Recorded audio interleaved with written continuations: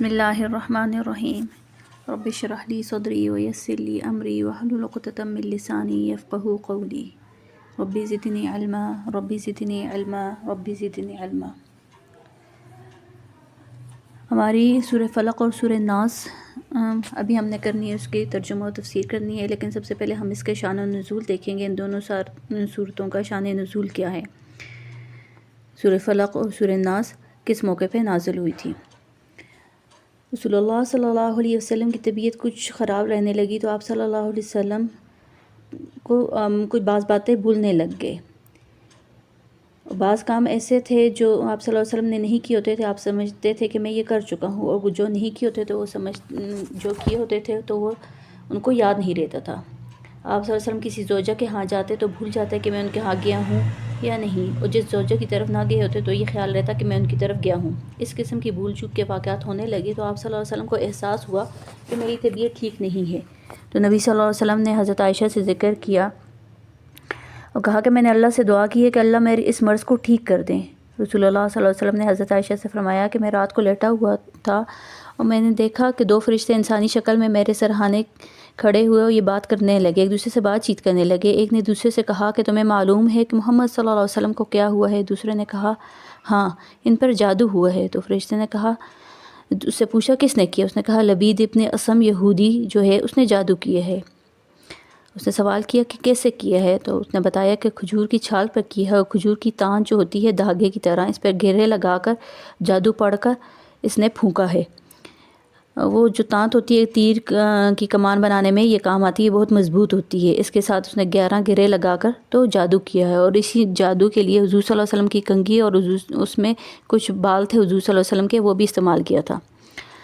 تو فرشتے نے پوچھا کہ یہ کہاں پر ہے، یہ جادو کہاں پہ رکھا ہوا؟ تو اس نے کہا بنو زریق کا ایک کنواں ہے، اس میں یہ جادو رکھا ہوا ہے۔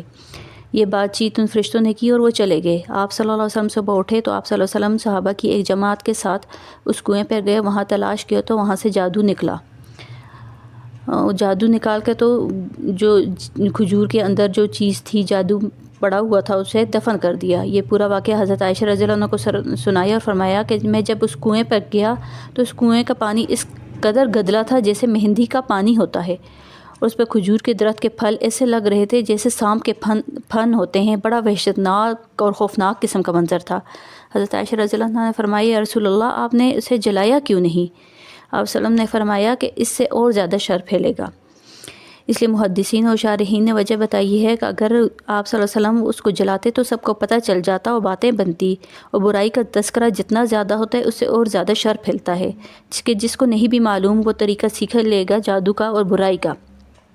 تو اس موقع پر یہ دونوں صورتیں سورہ فلق اور سورہ ناس نازل ہوئی تھی۔ حضرت جبرائیل علیہ السلام نے آپ صلی اللہ علیہ وسلم کو ان کے پڑھنے کا حکم دیا۔ اس کے بعد حضور صلی اللہ علیہ وسلم نے ان دونوں صورتوں کے ساتھ سورہ فلق اور سورہ ناس کے ساتھ سورہ اخلاص کو بھی ملاتے اور رات کو پڑھ کر اپنے ہاتھوں پہ دم فرماتے تھے، اور اس کا سنت طریقہ یہ ہے کہ بغیر بسم اللہ کے سورہ اخلاص پڑھنی ہے اور پھر سورہ فلق اور سورہ ناس پڑھنی ہے۔ اس کے بعد ہاتھوں پہ پھونک مارنی ہے اور جہاں آسانی سے ہاتھ پہنچے وہاں پورے بدن پر پھیرنا ہے، آگے کی طرف بھی اور پچھلی طرف بھی، اور پھر دوسری بار بھی یہی عمل کرنا ہے اور تیسری بار بھی یہ عمل کرنا ہے۔ یہ طریقہ ہمیشہ نبی صلی اللہ علیہ وسلم نے اختیار کیا تاکہ جادو سے حفاظت رہے۔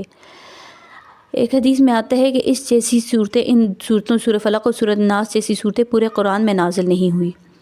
اب یہاں پہ یہ اشکال پیدا ہوتا ہے کہ یہی الفاظ حضور صلی اللہ علیہ وسلم نے سورہ فاتحہ کے بارے میں بھی کہے تھے کہ سورہ فاتحہ جیسی صورت پورے قرآن میں نازل نہیں ہوئی، تو اس کا جواب دوسری حدیث میں ہے کہ جادو سے حفاظت کے لیے سورہ فلق اور سورہ ناس جیسی صورتیں نازل نہیں ہوئی، اور سورہ فاتحہ کے بارے میں جو آتا ہے تو وہ اس لیے ہے کہ یہ سورہ فاتحہ سب سے افضل صورت ہے، اپنے مضامین کے لحاظ سے ہے کہ اس میں توحید ہے، اس میں دعا ہے، انعام یافتہ لوگوں کا تذکرہ ہے، اور سب سے بڑھ کر کہ بار بار نماز میں پڑھی جاتی ہے، اور یہ دونوں صورتیں سورہ فلق اور سورہ ناس بطور علاج کے سب سے افضل ہے، نظر، جادو، حاسدین سے حفاظت کے لیے سب سے بہترین صورت ہے۔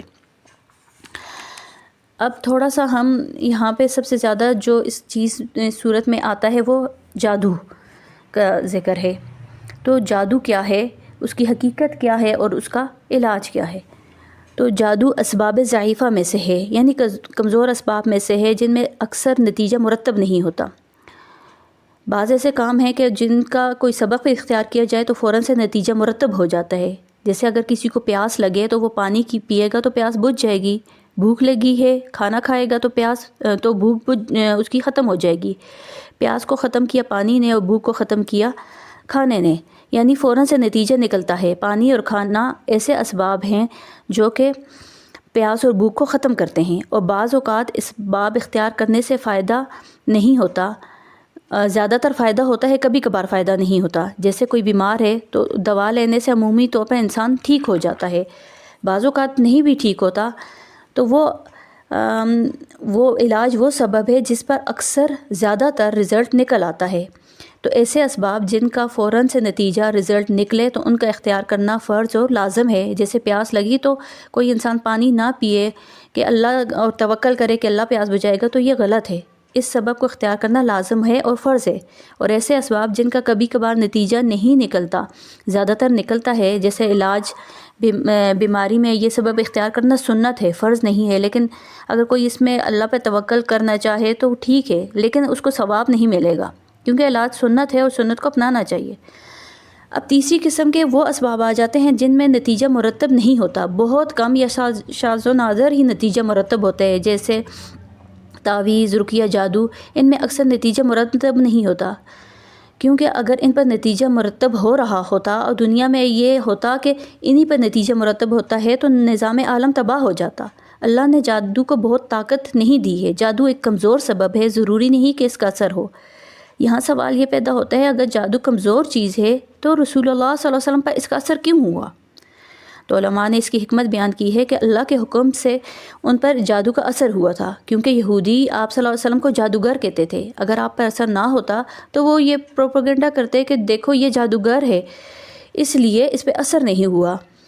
تو اللہ نے جادو ہونے دیا تاکہ آپ کو بھی عام انسان سمجھیں اور جادوگر نہ سمجھیں۔ تو یہ جادوگر اگر ہمیشہ ان پر اثر ہوتا تو وہ یہودی بار بار جادو کرتے، کیونکہ کوشش تو وہ بار بار کرتے رہے ہوں گے، اور صرف حضور صلی اللہ علیہ وسلم پہ نہیں کوشش کی ہوگی، حضرت ابوبکر پہ بھی کوشش کی ہوگی، حضرت عمر، جس سے ان کو سب سے زیادہ خطرہ تھا کہ حضرت عمر کے اسلام لانے سے بہت زیادہ اسلام کو طاقت ملی تھی، لیکن اللہ تعالیٰ کی وہاں پہ حکمت نہیں تھی۔ اور ایک حدیث میں حضرت عبداللہ بن سلام روایت کرتے ہیں کہ صحابی ہیں، وہ کہتے ہیں کہ اگر میں وہ دعائیں نہ پڑھتا جو نبی صلی اللہ علیہ وسلم نے مجھے جادو سے حفاظت کے لیے سنت طریقہ بتایا، دعائیں بتائیں اور قرآن سے وہ دعائیں بتائیں، تو یہودی مجھے گدھا بنا دیتے۔ یہ صحیح حدیث ہے، لیکن عمومی طور پہ یہ ہوتا نہیں ہے، بہرحال اس کی حقیقت ہے، ہوتا ضرور ہے۔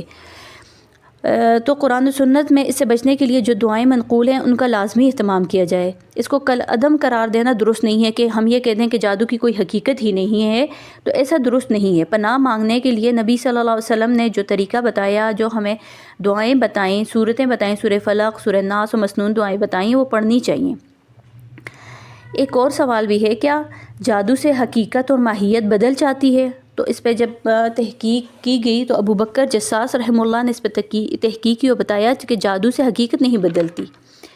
انہوں نے دلیل قرآن پاک سے دی کہ حضرت موسیٰ علیہ السلام جس دور میں تھا وہاں اس وقت میں جادو کا بہت زیادہ زور تھا۔ تو جب موسیٰ علیہ السلام کا واقعہ ہوا، سارے جادوگروں کو اکٹھا کیا گیا، وہ اپنی اپنی رسیاں لے کر آئے، جو انہوں نے پھینکی تو وہ سانپ نظر آنے لگ گئی۔ لوگوں کو سانپ نظر آ رہی تھی لیکن وہ حقیقت میں نہیں تھی، وہ بلکہ نظروں کا دھوکہ تھا۔ تو لوگوں کو لگا کہ یہ سانپ ہیں۔ تو جب حضرت موسیٰ علیہ السلام نے اپنی لاٹھی عصا پھینکی تو وہ سانپ بن گئی۔ تو جادوگر جو تھے تو ان کو تو سمجھ آ گیا کہ یہ اصل میں کیا ہے، یہ معجزہ ہے، یہ جادو نہیں، نظر کا دھوکہ نہیں۔ تو انہوں نے ایک دم سے جادوگر سارے سجدے میں گر گئے اور ایمان لے آئے، کیونکہ ان کو سمجھ تھی کہ یہ نظر کا دھوکہ نہیں ہے۔ بعض اکابر کہتے ہیں کہ جادو سے حقیقت بھی بدل جاتی ہے، اور دلیل میں وہی عبداللہ بن سلام والی حدیث پیش کرتے ہیں کہ انہوں نے کہا کہ اگر میں وہ دعائیں نہ پڑھتا تو یہودی مجھے گدھا بنا دیتے۔ لیکن زیادہ درست قول یہ نہیں ہے، کیونکہ اگر ایسا ہوتا تو اس وقت ہمیں دنیا میں پتہ چل جاتا۔ جادو لغت میں جادو کی تعریف یہ ہے کہ ایسا کام جس کے سبب مخفی ہوں، ہمیں معلوم نہ ہو کہ اس کی وجہ کیا ہے۔ یہ شریر جنات اپنے کچھ لوگ ایسے ہوتے ہیں جو شریر جنات کو خوش کرنے کے لیے شیطانی کام کرتے ہیں اور شریر جنات کو اپنے ساتھ ملا لیتے ہیں، اور وہ ایسے ان سے غلط کام اور الٹے کام، وحشتناک قسم کے کام کرواتے ہیں جو شیطان ان سے چاہتا ہے، کیونکہ شیطان تو چاہتا ہے کہ دنیا میں کفر پھیلے۔ تو جادوگروں سے الٹے کام کرواتا ہے اور پھر ان کی جنات ان کی مدد کرتے ہیں جادو میں، اور لوگوں کے دلوں میں وسوسے ڈالتے ہیں اور پریشان کرتے ہیں۔ لیکن ان سے حفاظت کے لیے ہمیں نبی صلی اللہ علیہ وسلم نے طریقہ بتا دیا ہے۔ اپنی حفاظت کا اہتمام کریں، آیت الکرسی پڑھیں، سورہ فلق اور سورہ ناس پڑھیں، تو اللہ تعالیٰ کی حفاظت میں آ جائیں گے اور ہم پہ کسی بھی قسم کی ان چیزوں کا اثر نہیں ہوگا۔ امید ہے کہ آج آپ کو شان نزول اور جادو کی حقیقت سمجھ آ گئی ہوگی۔ انشاءاللہ اب اگلے سبق میں ہم سورہ فلق اور سورہ ناس کو اس کا لفظی ترجمہ بھی پڑھیں گے اور اس کی تفسیر بھی پڑھیں گے۔ السلام علیکم ورحمۃ اللہ وبرکاتہ۔